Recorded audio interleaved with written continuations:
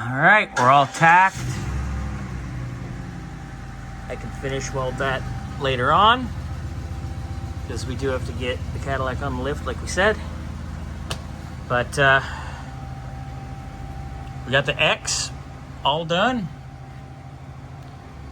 to the X, and then probably early in the week I'll get to doing the mufflers. I gotta bring everything back from here to here, and then I know we don't have much room back here, so I'm already gonna start looking, figuring out dimensions. Then we gotta go up over the axle, and the factory, it only had one pipe over there, but we'll figure out how to do duals back here to go all the way out. Hi, Xander. So that's what we're gonna do, but yummy. Looks good so far. I like it.